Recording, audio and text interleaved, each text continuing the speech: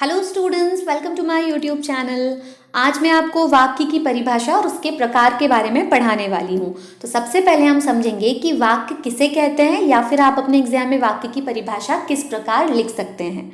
शब्दों का व्यवस्थित रूप जिसे मनुष्य अपने विचारों का आदान प्रदान करता है उसे वाक्य कहते हैं। अगर मैं आपको सरल भाषा में समझाऊं तो बच्चा हम ये कह सकते हैं कि ढेर सारे शब्दों को ही हम वाक्य कहते हैं, लेकिन कब वाक्य कहते हैं?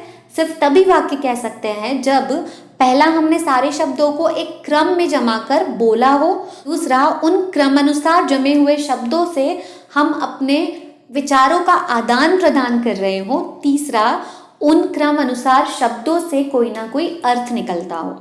ठीक है, तो हम कह सकते हैं कि बहुत सारे शब्द जब हम क्रम अनुसार जमा के अपने विचारों का आदान प्रदान करते हैं और जिसका कोई ना कोई अर्थ निकलता है तो उन्हीं सारे शब्दों को हम वाक्य कहते हैं। एक सामान्य वाक्य में कर्ता, कर्म और क्रिया होते हैं। वाक्य के दो अंग माने गए हैं जो कि वाक्य के दो मुख्य अंग हैं, पहला उद्देश्य और दूसरा विधेय। वाक्य में जिसके बारे में हम बात करते हैं उसे वाक्य का उद्देश्य कहा जाता है और उस उद्देश्य के बारे में हम जो भी बात कर रहे होते हैं वो उस वाक्य का विधेय कहा जाता है। उदाहरण के लिए सत्य की जीत होती है, ये एक वाक्य है क्योंकि इसका पूरा अर्थ निकल रहा है। और सत्य की जीत होती है में सत्य जो है इस वाक्य का उद्देश्य है क्योंकि हम इस वाक्य में सत्य के बारे में बात कर रहे हैं। और सत्य के बारे में क्या बात कर रहे हैं कि उसकी जीत होती है, तो जीत होना इस पूरे वाक्य का विधेय है। अब हम समझेंगे कि वाक्यांश क्या होता है। बहुत सारे शब्दों का ऐसा समूह जिसे क्रम अनुसार जमा तो दिया हो लेकिन उसका कोई अर्थ ना निकलता हो, उसे हम वाक्यांश कहते हैं। उदाहरण के लिए दरवाजे पर, अब दरवाजे पर क्या कोई अर्थ ही नहीं निकल रहा है, तो ये पूरा एक वाक्य ना कहलाकर वाक्यांश कहलाएगा। वाक्य को रचना के आधार पर और अर्थ के आधार पर कई प्रकारों में विभाजित किया गया है। रचना के आधार पर वाक्य को 3 भागों में विभाजित किया गया है और अर्थ के आधार पर वाक्य को 8 भागों में विभाजित किया गया है। दोनों को ही हम एक एक करके बहुत अच्छे से समझेंगे। सबसे पहले हम रचना के आधार पर वाक्यों के भेद समझने वाले हैं। तो रचना के आधार पर वाक्यों को 3 भागों में विभाजित किया गया है, मतलब हमारे पास रचना के आधार पर 3 प्रकार के वाक्य होते हैं। पहला सरल वाक्य, दूसरा संयुक्त वाक्य और तीसरा मिश्र वाक्य। सबसे पहले हम सरल वाक्य जिसे साधारण वाक्य भी कहा जाता है उसकी परिभाषा समझेंगे। सरल वाक्य एक ऐसा वाक्य होता है जिसमें एक ही उद्देश्य होता है, मतलब एक ही सब्जेक्ट होता है और एक ही उद्देश्य के साथ साथ उसमें विधेय भी एक ही होता है। तो ऐसा वाक्य जिसमें एक ही उद्देश्य और एक ही विधेय होता है उसे हम सरल या साधारण वाक्य कहते हैं और इनमें क्रिया भी एक ही होती है। उदाहरण के लिए शामू स्कूल जाता है, इस पूरे वाक्य का उद्देश्य है शामू और स्कूल जाना इस पूरे वाक्य का विधेय है। तो उद्देश्य भी एक ही है और विधेय भी एक ही है और इस वाक्य में क्रिया भी एक ही हो रही है। दूसरा उदाहरण मुकेश पढ़ता है, तीसरा उदाहरण राकेश ने भोजन किया। ऐसे वाक्यों को हम सरल वाक्य कहते हैं। अब हम समझते हैं संयुक्त वाक्य की परिभाषा।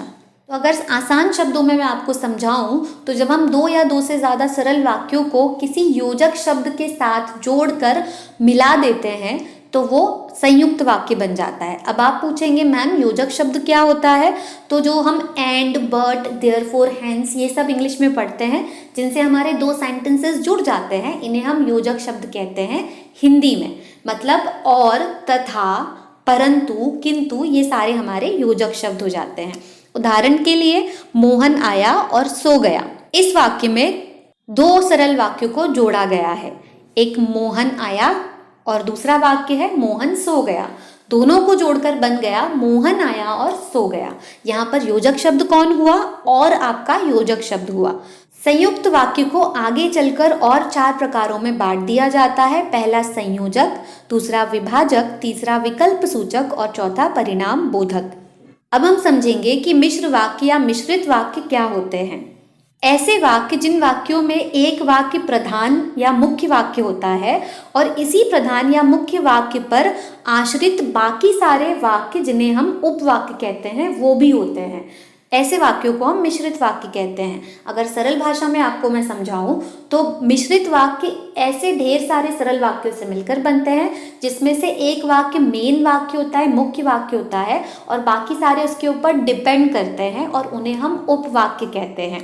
और इन सारे सरल वाक्यों को जोड़ने के लिए हम बहुत सारे शब्दों का इस्तेमाल करते हैं, जैसे जो, कि, इतना, उतना, उधर, जब, जैसा आदि। ऐसे वाक्यों का एक ही मुख्य उद्देश्य होता है और एक ही विधेय होता है, लेकिन क्रियाएं एक से ज़्यादा होती हैं। उदाहरण के लिए, जैसे ही उसने दवा पी वह सो गया। मैंने दवा को यहाँ पे दावा लिख दिया है, आप लोग करेक्ट कर लीजिएगा। दूसरा है, यदि परिश्रम करोगे तो उत्तीर्ण हो जाओगे। अब हम समझेंगे कि अर्थ के आधार पर वाक्यों को कितने प्रकार में बांटा गया है। तो अर्थ के आधार पर वाक्यों को 8 प्रकार में बांटा गया है। विधानवाचक वाक्य, इच्छावाचक वाक्य, आज्ञावाचक वाक्य, निषेधवाचक वाक्य, प्रश्नवाचक वाक्य, विस्मयादि बोधक वाचक वाक्य और संकेतवाचक वाक्य, और आखिरी है संदेहवाचक वाक्य। इन सभी को हम एक एक करके बारी बारी समझेंगे। सबसे पहले हम समझेंगे विधानवाचक वाक्य क्या होते हैं।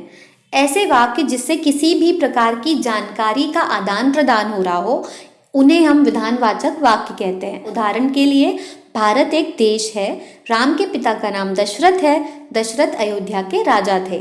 दूसरा है हमारा प्रश्नवाचक वाक्य। ऐसा कोई भी वाक्य जिसे प्रयोग करके हम किसी भी प्रकार का प्रश्न करते हैं या प्रश्न पूछते हैं, उसे हम प्रश्नवाचक वाक्य कहते हैं। उदाहरण के लिए, अकबर किसका पुत्र था? राम के पिता कौन थे? राजा जनक कहाँ के राजा थे? राम के भाई का क्या नाम था? अगला है निषेधवाचक वाक्य।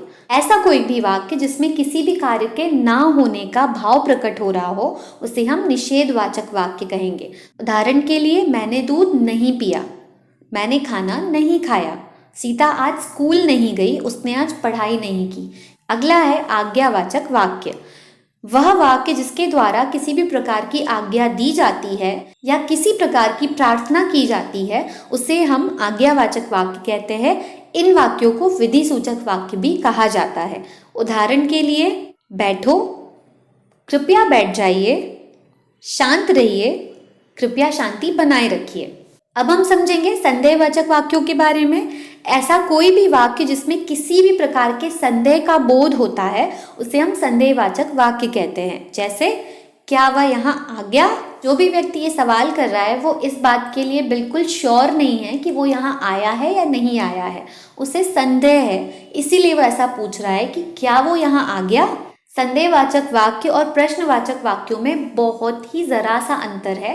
प्रश्नवाचक वाक्य हम उन वाक्यों को कहते हैं जिनके लिए जब हम प्रश्न करते हैं तो हमें उस चीज़ के बारे में कोई जानकारी नहीं होती है, मतलब 0% हमें पता होता है उसके बारे में, इसलिए हम उसके बारे में जानने के लिए प्रश्न करते हैं और जो भी जानकारी हमें सामने से मिलेगी वही हम स्वीकार करेंगे।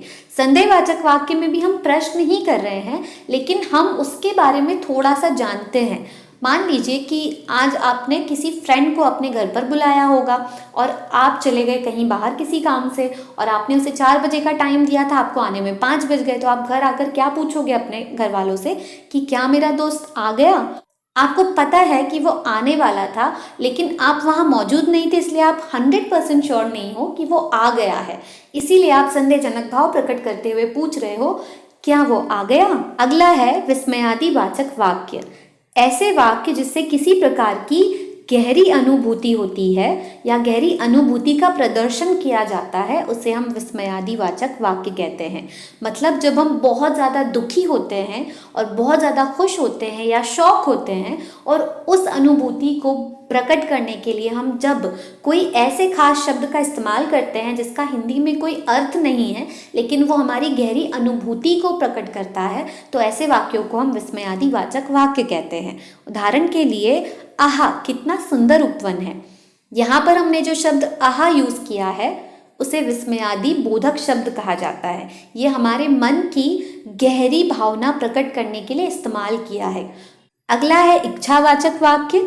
ऐसा कोई भी वाक्य जिसमें किसी इच्छा, आकांक्षा या आशीर्वाद का बोध होता है उसे हम इच्छावाचक वाक्य कहते हैं। मतलब ऐसा कोई भी वाक्य जिसमें आप किसी को आशीर्वाद दे रहे हैं या किसी के लिए अपने मन की पॉजिटिव इच्छा बता रहे हैं या अपनी कोई इच्छा प्रकट कर रहे हैं तो उन्हें हम इच्छावाचक वाक्य कहेंगे। उदाहरण के लिए, नव वर्ष मंगलमय हो, भगवान आपकी सभी मनोकामना पूर्ण करे। और आखिरी वाक्य हमारा संकेतवाचक वाक्य। जिन वाक्यों में किसी संकेत का बोध होता है उन्हें हम संकेतवाचक वाक्य कहते हैं। उदाहरण के लिए, राम का मकान उधर है, सोनू उधर रहता है, वह वहाँ खड़ा है। अब इन तीनों उदाहरणों में उधर, उधर और वहाँ ये 3 संकेतवाचक शब्द हैं, क्योंकि जब हम ऐसा बोलेंगे कि सोनू का मकान उधर है तो किधर है हमें तब तक नहीं समझ आएगा जब तक हम उंगली से या हाथ से इशारा करके ना बताएं। तो इशारा करने को ही हम संकेत कहते हैं। और किसी वाक्य में जब हम किसी संकेत के साथ वाक्य बता रहे हैं, वाक्य को बोल रहे हैं, मतलब बिना संकेत दिए, बिना इशारा किए उस वाक्य का अर्थ ही नहीं निकलेगा, तो ऐसे वाक्यों को ही हम संकेतवाचक वाक्य कहते हैं। मैं उम्मीद करती हूँ कि आपने वीडियो को यहाँ तक ज़रूर देखा होगा। अगर देखा है तो कमेंट बॉक्स में एक थम्स अप ज़रूर कमेंट कर दीजिएगा। वीडियो पसंद आई हो तो लाइक कर दीजिएगा। मेरे काम को अप्रिशिएट करना चाहते हैं तो अपने किसी एक दोस्त के साथ ये वीडियो शेयर करने के बाद ही वापस जाइएगा, क्योंकि आपका सपोर्ट मुझे मोटिवेट करेगा नई वीडियो जल्दी अपलोड करने के लिए। अब मैं आपसे मिलूंगी अगले किसी टॉपिक पर वीडियो के साथ। तब तक के लिए पढ़ते रहिए। All the very best, bye.